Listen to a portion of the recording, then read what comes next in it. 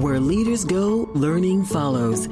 Join an exceptional peer group to sharpen your leadership skills at Harvard Business School Executive Education. Both in-person and virtual options are available. To apply, visit hbs.me/go. And good evening. We're doing it live right here, weeknights at the 5 o'clock hour in Los Angeles. Mottek On Money, 5 nights a week for you. Live on the air right here in 790 KBC. Streaming live online worldwide at kbc.com. And the on-demand Mottek On Money podcast at kbc.com, Apple, iTunes, all your favorite podcast platforms. And don't forget that new KABC app. Stocks finishing lower today after erasing earlier gains. Looks like investors are waiting for more signals on the economy this week, including the big enchilada of monthly economic reports. That's the jobs report we'll be getting on Friday from the Labor Department. The Dow pulling back for the third day in a row here, down 70 points. The S&P 500 down 18, and the NASDAQ moved lower by about 83 points. Cryptos, which have had a big run, cooling a bit right now. We see a Bitcoin hovering just below $44,000. Turns out businesses added 103,000 new jobs in the month of November, according to ADP, according to their private payroll survey out today. Another sign of slower hiring and a softer job market. That number coming in below what analysts were expecting. The U.S. is expected to report 190,000 jobs added in November after a 150,000 increase in the previous month, according to economists, when we get that big jobs report on Friday. The percentage of jobless Americans looking for work is forecast to stay the same at 3.9%, leaving at the highest level since the start of 2022. We're also getting some new readings today on the economy via the U.S. trade deficit widening in October to a three-month high of $64.3 billion due to a decline in exports, according to the latest report. The yield in the 10-year note moving lower to 4.12%, extending the decline we've seen recently after hitting above 5% recently, which sent those fixed-rate mortgage rates to 23-year highs. They, too, have pulled back. We'll be getting the latest survey from mortgage giant Freddie Mac on mortgages tomorrow. We'll get a preview this evening with Dr. SELMA, HEPP, chief economist at CoreLogic, who'll be joining me live later this hour for an update on mortgage rates and what's happening with real estate. We did hear today from the top bank CEO, J.P. Morgan Chase's Jamie Dimon, for example. He testified before the Senate Banking Committee. Jamie Dimon said that if proposed rules to increase capital requirements are enacted, banks would be limited in their ability to deploy that capital when it is most needed. Tesla shares moving slightly higher today amid indications from Elon Musk that a smaller, less expensive version of the company's EV could arrive sooner than investors had assumed. Taylor Swift, of course, pumped up the Los Angeles economy to the tune of more than $300 million. Time magazine has made her Person of the Year, and a lot of cheers going up here in the Los Angeles area and Beverly Hills as well for Taylor Swift for not only being a giant in the music world, but also doing a lot to pump up not only the economy here, but throughout the nation with that concert tour and the movie and the whole works. We're watching what's happening in the Middle East, as you heard at the top of the hour. Also, the testimony by the three university presidents on Capitol Hill getting a lot of attention regarding anti-Semitism on university campuses.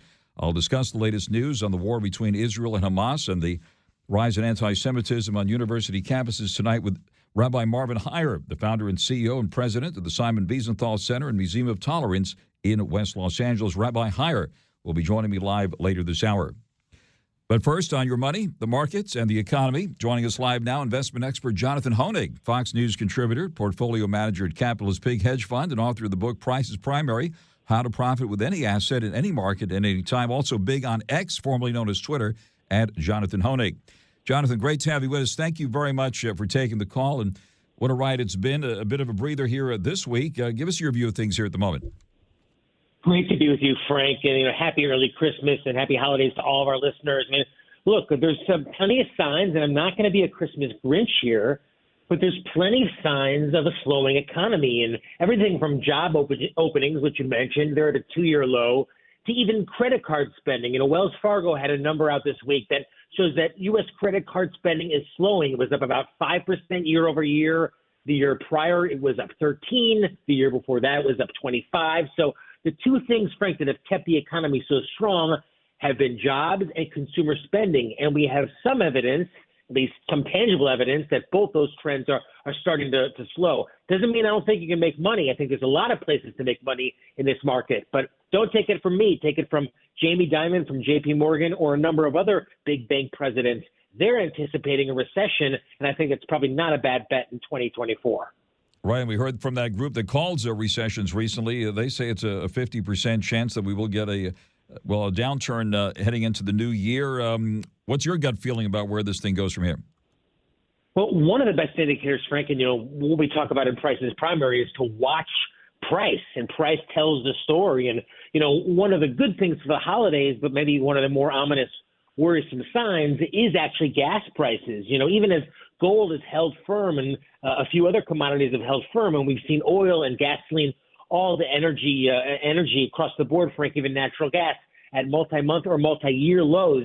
That's often indicative of a slowing economy. So another kind of quiver in the cap of those who think that perhaps, the economy writ large is starting to slow. And keep in mind, Frank, a lot of Europe has been in a recession for months now. So we've been a laggard globally when it comes to actually declaring that recession. Again, doesn't mean I don't think you can make some money in the market. In fact, some companies, Frank, are continuing to expand. I mean, McDonald's is opening up a record number of restaurants, 50,000 restaurants they're planning. So companies are spending money. Some companies are expanding. But I think the winds that propelled the economy for the last couple of years are starting to shift. On the Air Live with Jonathan HOENIG, and Jamie Dimon also had some comments about crypto today. He said, Jamie Dimon said, crypto-funded terrorism and crime proves government should ban cryptocurrencies. I guess he forgot that cash is also used in criminal transactions. But what's your reaction to what he said today about that and about crypto? Yeah, I mean, Frank, when we were kids, Miami Vice showed up with a briefcase full of $100 bills. Yeah. And nowadays it's a Bitcoin transaction. I mean, look, Jamie Dimon is right. Crypto is used extensively by organized crime and by the criminal elements. But Frank, there's also legitimate uses for it as well. It's continued to power higher. I mean, up some 60% in just the last couple of months. And still, Frank, I have to say, a relatively small part of the global financial infrastructure. My take, if you want to know, is that there's an appetite for assets other than the U.S. dollar. We started to see a lot of those non-dollar plays, global bond funds, BNDX, for example, at a 52-week high this week. So my belief is that you're going to want to try to hedge the dollar. Bitcoin is one way to do that. But Frank, I do think now is the time for really foreign exposure in your 401ks, in your mutual funds, in your stocks. Those are the names I think that are really going to outperform. And even I'll say a name like Israel, EIS. If we have some gutsy investors out there, some people who really want to, I think, have a great opportunity, EIS is an ETF that tracks Israeli stocks. They've been, hit pretty hard, frankly, recently with the headlines risk, but they're coming back strong. And I think those are the types of names, the emerging markets in particular, which could do well in 2024.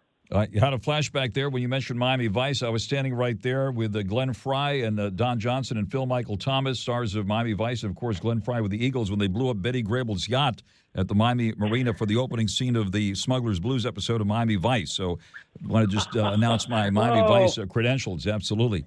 I love it, Frank. I love it, yeah. Now, the point that the crypto fans make is that crypto is actually traceable, unlike cash transactions. You mentioned that suitcase full of cash, but they are able to nail some of these people that are involved with ransomware and so forth by actually going back and tracing Bitcoin and other cryptos through the system. So that's one thing that's not widely known, and that's what the law enforcement people tell me anyway. But let me ask you this: on the investment front, you mentioned some foreign names. The emerging markets appear to be cheap now, right, relative to the U.S. What about emerging markets or submerging markets, as some of them have been called lately? Well, for quite some time, in fact, Frank. I mean, look, it's been all magnificent seven for this year. And they've had huge runs, many of them propelled by the AI hype, the AI interest, and, tremendous business to be found in artificial intelligence. But oftentimes, even a successful business doesn't mean an expanding stock price. I mean, Cisco and Intel, those are the big names in the late 90s, Frank. Both of them trade below where they traded in 1999. So I'm not a Cassandra, but even today we had Google announce another new AI chatbot. Its stock really did nothing at all. It was, basically down about $1. So that we're starting to see the importance of those Magnificent Seven really wane in the last couple of months. So, I'm looking at things like Japan. I think you can own DFJ. India is at all-time highs, Frank. And, even something, as I said, is seemingly esoteric as Israel, IZRL or EIS. I think you want to have some foreign exposure, certainly moving into 2024. And Frank, if it's anything like that period from 2001 to 2010, foreign stocks killed it, and U.S. stocks were basically flat for almost a decade. So now is the time, I think, to truly diversify and look overseas for the new year. All right, what about on the AI front? We see that Meta doing some new things here as well, and the C3 AI earnings coming out today. As we head into 2024, what do you see ahead on the AI front? Well, tremendous advancement in technology. And, Frank, as somebody who grew up with a BBS and a 300 baud modem, when you see the advancements, and it really is mind-numbing. But, again, a stock and technology are two different things. And NVIDIA is probably the best example. NVIDIA has been the poster child for really AI-related momentum. Its stock now is about $450 a share. It's a very high price, but it's actually below where it was when it released those blockbuster earnings. It was north of 500. So I think this could be one example of, as they say, buy the rumor, sell the fact. And now that the fact is that the earnings are out and the technology is legit, that's my fearless prediction for 2024. Is a lot of the AI names and the big Magnificent Seven names that did well in 2023 are going to underperform for the new year. All right, and we should note this is the only time of the year I think I like to quote Time Magazine, but today Time Magazine named Sam Altman the CEO of the year. OpenAI founder Sam Altman chosen as Time Magazine's CEO of the year. Of course, we had already mentioned that Taylor Swift was announced as the 2023 Person of the Year. We gave her kudos, and now Sam Altman, who recently wrestled control of the company. Get an inside look at Hollywood with Michael Rosenbaum. Let's get inside of my father, John Glover. We watch talk film, and most of these episodes I never saw. I didn't watch the show. You never once saw yourself on Smallville? In the beginning, I used to look at myself all the time and love to. And then as I get older, I stopped. Why is that? I don't know. Maybe because I'm older. I was going to talk to you about that because you're 79. Yeah. How old do you feel? 11. Inside of You with Michael Rosenbaum, wherever you listen. Founded back from a runaway board of directors, now returning to the spotlight here in the AI development world. And that's the one that Microsoft got involved with, right? And Microsoft had hit all-time highs this year. What about Microsoft? Are we in for more surprises in the year ahead? Well, it's all about innovation. Look at the difference between Microsoft from, 2001 to 2013. They basically stagnated. They had to reinvent their business. And that's one of the reasons Microsoft is killing it, Frank. They've long since gone by simply being a software provider. They're a whole enterprise play, an AI play, and they've done that by innovating. So, the stock has been extraordinarily strong, and stocks writ large have been strong. Frank, many markets are just within shouting distance of their all-time highs. I think more than anything, it's cliche to say it, but really now is a time to have that truly diversified portfolio. I think stocks are going to take us on a ride in 2024. They certainly did that in 2023. We've come a long way since March when, we were having banks failing left and right, and I thought that could have been a 2008 style meltdown again. So, we've come all the way back from extreme fear. I think you could even say to a little bit of greed now, maybe not extreme greed, but quite a bit of greed. So I think now is the time for that true balanced portfolio. Microsoft, I think you can own. I think you can own mid-cap, large-cap international, but also have that 3 to 6 months worth of living expenses on the side. So, Frank, when the market does go down, and God knows it will, you're able to sleep at night and hold on for the long term. On there live with Jonathan HOENIG, and you mentioned it earlier, McDonald's, and I was going to jump in and say, did somebody say McDonald's? But did you see the story here about McDonald's unveiling this new restaurant chain, Cosmics? I thought this story was a joke, one of those joke sites, but looks like it's a legitimate story here. McDonald's has started testing a new place called Cosmics, that's spelled COSMCS, in Bolingbrook, Illinois this week. And a new concept here, sort of a new cafe here. What do you make of McDonald's? What about McDonald's here heading into the new year? Well, it's up about 9% this year. It's nearing those all-time highs. And what's some of the strongest now, some of the strongest stocks now, Frank, have not been the techs. They've been the names of the Dow. You know, the Dow is outperforming the NASDAQ in just the last couple of months.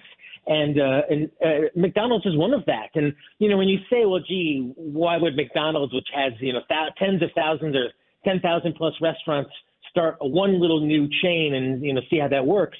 Keep in mind that Chipotle, people forget, Chipotle was once owned by McDonald's. Chipotle was spun off from McDonald's, 10, 12, 15 years ago by now. So, you know, that's that type of innovation, and happy to see McDonald's continuing to do it. Now, they're also going to benefit, Frank, if the dollar continues to fall, because so much of McDonald's money is made overseas.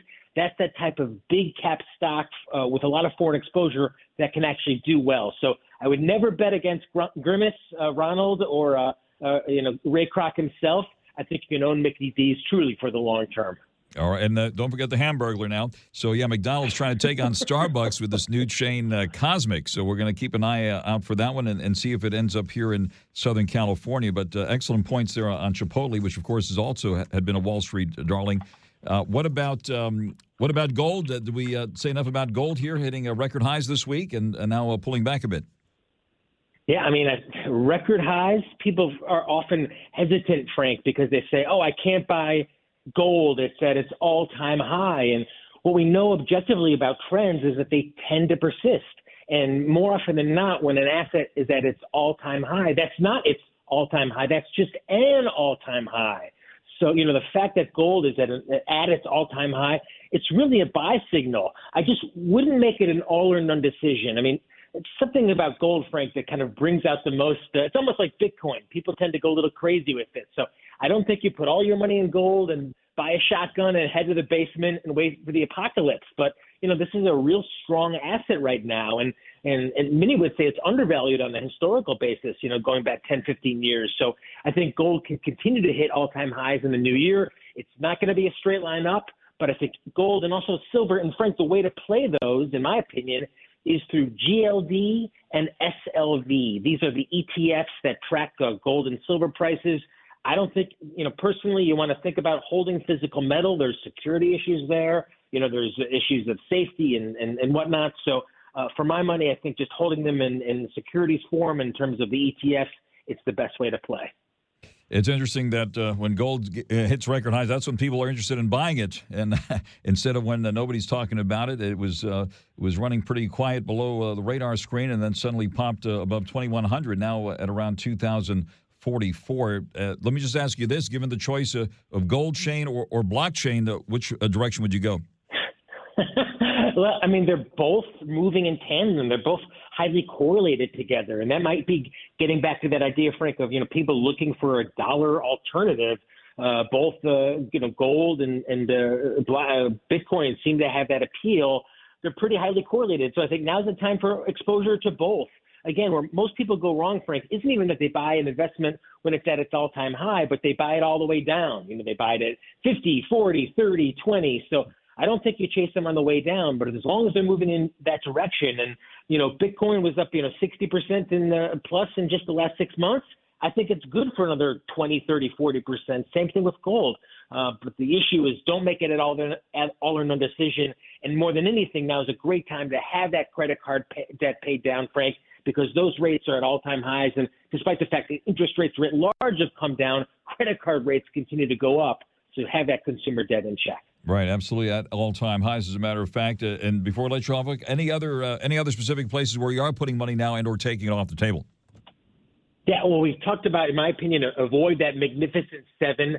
And biotech, Frank, biotech stocks really got annihilated in 2023, hurt hard by higher interest rates, higher financing costs, but they're starting to turn a corner. And oftentimes you see this phenomena of losers in 1 year all of a sudden pop back to life after all that tax loss selling is done. So BBC, that's Boy Charlie BBC, it's an ETF, which a lot of very, say, high-risk, volatile biotech stocks, they've been killed in 2023, and I think it's a good time to take a look for 2024 BBC, and we own it over at capitalispig.com. Jonathan Hoenig, thank you very much for taking the call here. That is Jonathan Hoenig, investment expert, Fox News contributor, portfolio manager at Capitalist Pig Hedge Fund, and author of the book Price is Primary, how to profit with any asset in any market at any time. Jonathan, thanks again, and wish you and everyone there a wonderful holiday season. Thanks again for taking the call here tonight. Oh, Merry Christmas to our listeners, Frank. Thank you again. Thank you very much. Jonathan HOENIG live with us here tonight and on Twitter at Jonathan HOENIG. Friends, it's Frank Mottek here. People like you and me have our ear to the ground in all things business. We like to be informed and well prepared. And as important as finance is, I want you to have a plan in case you're hit by someone not paying attention to the road. Thinking ahead serves us well, and even still, we can get caught off guard as people are so focused on their destination that they might not have a plan in place if they're in an accident that's not their fault. That's why I encourage you to put my friend Attorney Clark Fielding's number in your phone. That number is 833-88-SHARK. So if you're in an accident, you'll be ready with your strategy to make Clark Fielding your very first call. Fielding Law aims for the highest possible settlements, considering you might need long-term care, rehab, compensation for lost wages, and any ongoing physical or emotional pain. So if you're hurt in any kind of accident, call for a free consultation with Fielding Law. You can trust them. They're honest, respected, and your strategy in case you get into that unexpected accident. Motorcycle, truck, pedestrian, scooter, hit and run, boating, or bike accidents, you name it. The number to call is 833-88-SHARK, 833-88-SHARK, or go to clarkthesharklaw.com. 790 KBC welcomes Peter Frampton coming to the Greek Theater April 13th. Tickets are on sale this Friday at Ticketmaster.com. Right now, caller 9 wins at 1-888-790-5222. You get a pair of tickets to the show if you're caller 9. Call now, 1-888-790-5222 for Peter Frampton coming to the Greek Theater on April 13th. Do you feel like I do?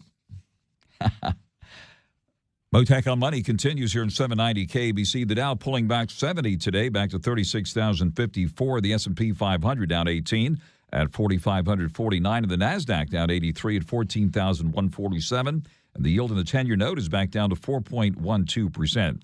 Price of oil below $70 a barrel now, right now hovering at around $69.48. The price of gold down $3.50, back to $2,044.60 after kissing a new high above $2,100 this week.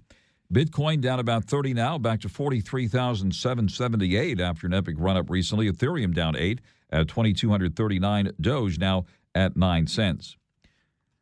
Getting this late word, the military announcing that it was grounding all of its Osprey V-22 helicopters a week after 8 Air Force Special Operations Command service members died in a crash off the coast of Japan.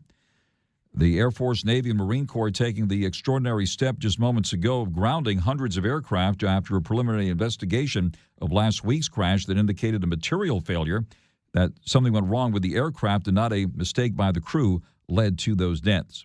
Mottek On Money continues here in 790 KBC. Good evening. Looks like those higher mortgage rates this year didn't do much to cool home prices here in Southern California, indeed across the country.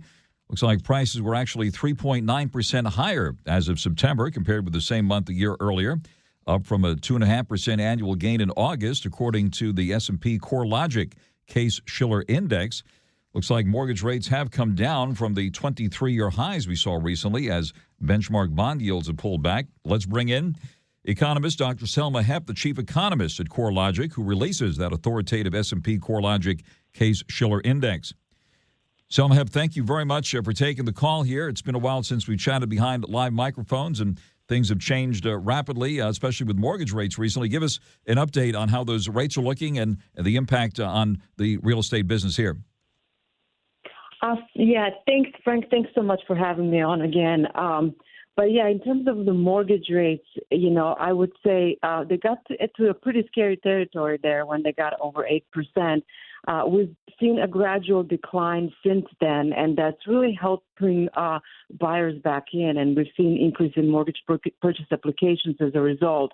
But it has cooled. Welcome to Talkville, the ultimate Smallville rewatch podcast. Title Crisis aired March 3rd, 2004. Director Kenneth Biller. He was a weird guy. He was talented, and I liked him, but he was a weird fella. The production loved him. The cast, Ken, if you're out there, I'm sure we'd get along. A lot of these people, I don't want to call them pawns, but in a TV production, even directors are a lot of times pawns. Jump in now or catch up on any of the past seasons of Talkville on YouTube or wherever you listen. is cooling. Higher mortgage rates, particularly over the last few months, have cooled home price appreciation.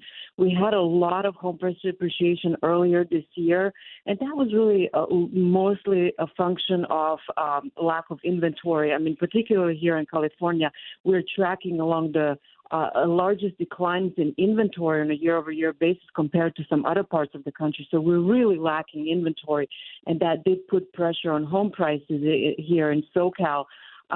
So a lot of appreciation earlier this year, and now some cooling as a result of higher mortgage rates. But, going forward, we still expect home prices to continue to increase. We do expect home prices up another 4% by this time next year in SoCal markets. On the air live with Dr. Selma HEPP, the chief economist at CoreLogic. So very interesting. As far as mortgage rates are concerned, the Fed chairman who spoke last week tried to pour some cold water on expectations that the Fed is completely done with raising rates and is set to actually pull back rates. But what's your expectation on where the rates will be next year? Well, in terms of the federal funds rate, the rate that the Federal Reserve sets, I think it's going to remain where it is right now. I think we are seeing a lot of reports that are suggesting continued disinflation, which is something that they want to see. Labor markets, we had some reports this week that showed that labor markets are cooling off. Not declining, though, but just cooling off, which is exactly what they want to see. And so, so things are moving in direction that the Federal Reserve wants to see economy moving to. And so I think they will stay still. They will, keep the rates where they are until probably springtime of next year. I think they don't want to give any indication of any sooner rate cut because they're worried about things picking up in terms of inflation again. So I think what that means for mortgage rates, at least, we do expect mortgage rates to see a little bit more of a notable decline in the latter part of next year. And the Fed, of course, when they adjust rates, that's the Fed funds rate, which impacts the prime lending rate, which impacts the adjustable rate mortgages out there, which, of course, have been high lately.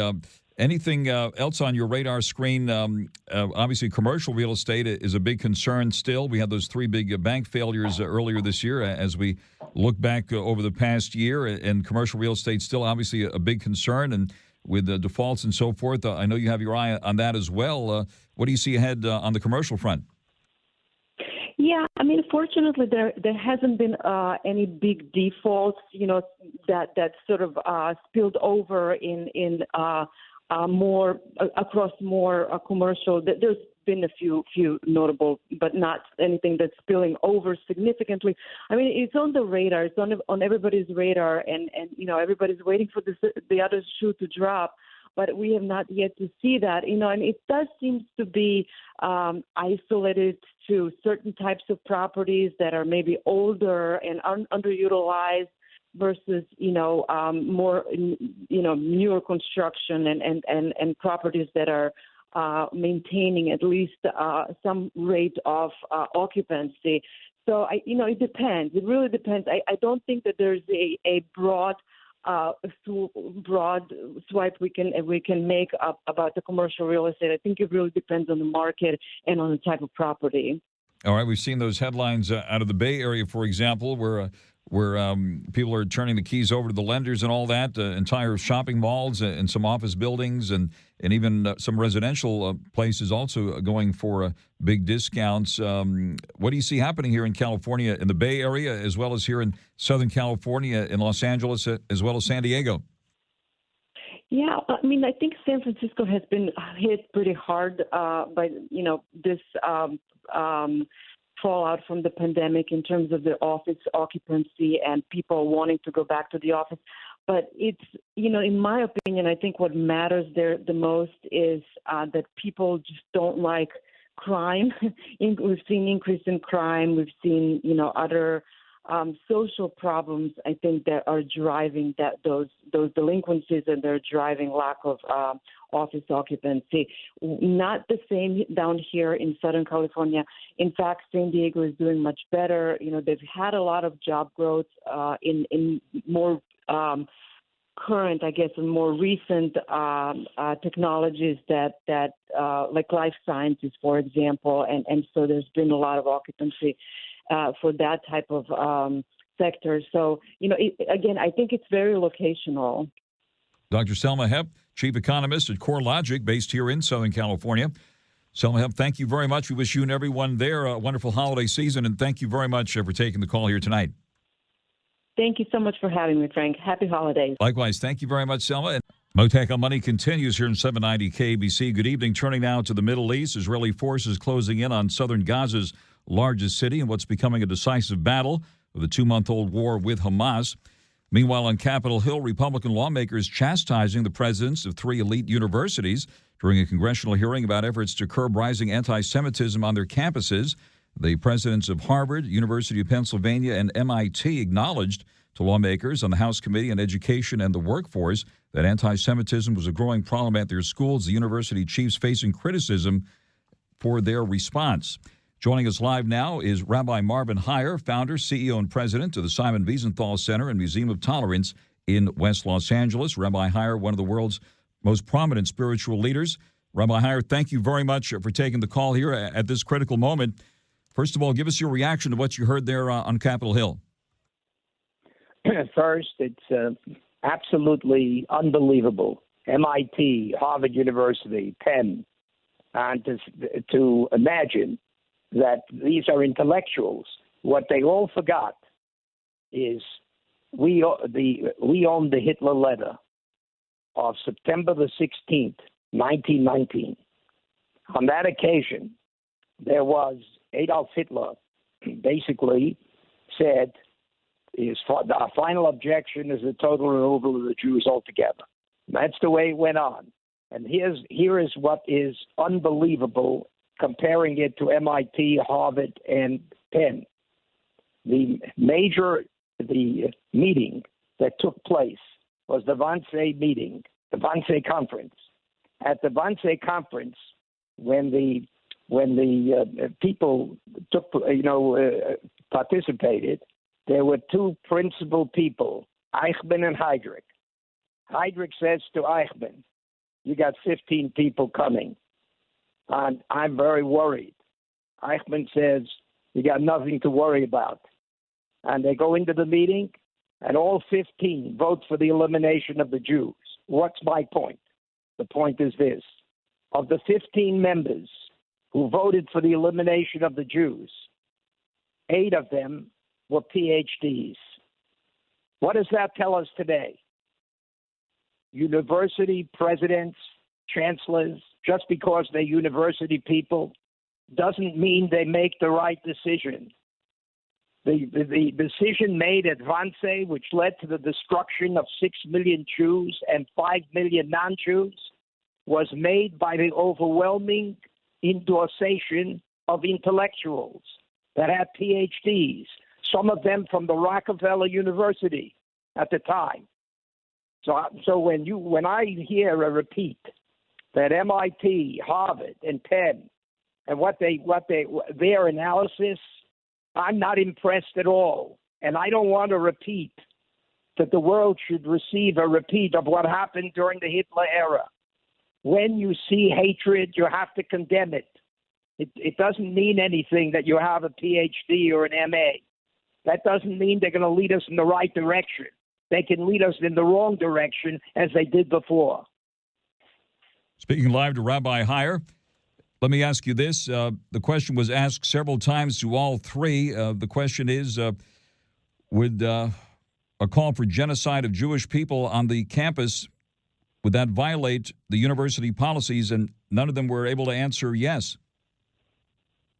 Oh, that's outrageous. Of course. It's just unbelievable. They think that it's freedom of speech. It's not freedom of speech. What they're endorsing is freedom of hate. Is that what universities want to teach? Say, join our university, come to us. What do you teach? Freedom of hate. That's what they're teaching by not standing up and condemning what they see in front of them.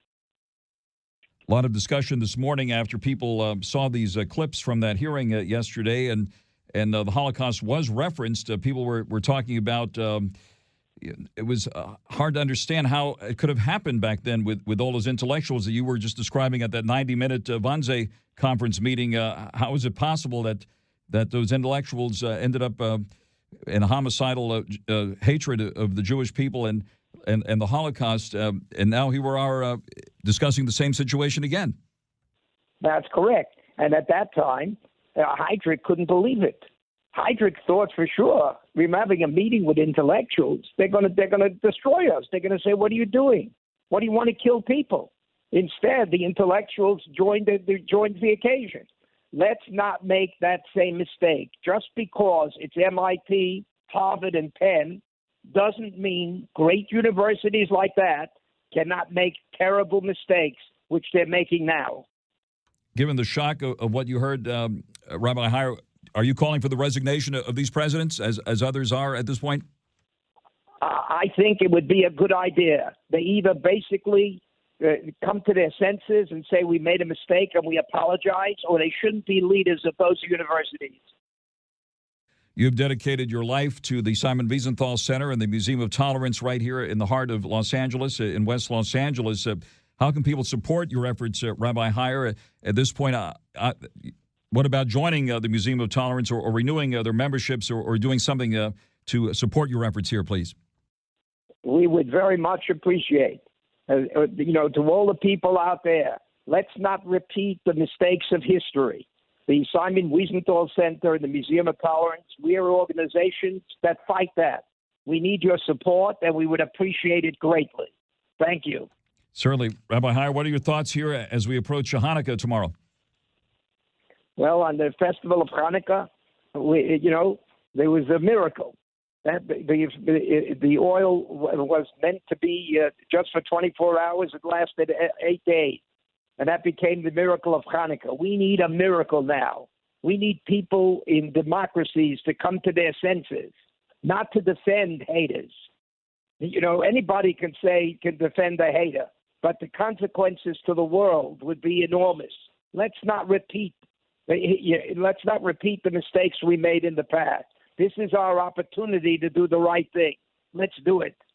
Rabbi HIER, thank you very much for taking the call. We wish you a good holiday and hope to stay in close contact with you given all that's happening in the world. It's always an honor to speak with you, Rabbi Marvin HIER, founder, CEO, and president of the Simon Wiesenthal Center and Museum of Tolerance in West Los Angeles. Thank you again, Rabbi, for joining us live. Thank you. This is Mottek On Money on 790 KBC. Stay tuned now for the 790 KBC News Blitz. Our legal eagle, Royal Oak, standing by to take over the microphone now. This is Mottek On Money on 790 KBC. Former Navy SEAL Mike Ritland keeps it real on the Mic Drop podcast. Ladies and gentlemen, welcome to the stage, Rudy Reyes. The ethics of martial arts is why I joined the Marine Corps. I never thought I was going to join the military because I'd been around so much gun violence, and I wanted to be the antithesis of that. I loved fighting hand to hand. It's fair. You don't have to kill your opponent. You can beat them with ability and skill. Mic Drop, raw, unfiltered, intellectually sound, wherever you listen.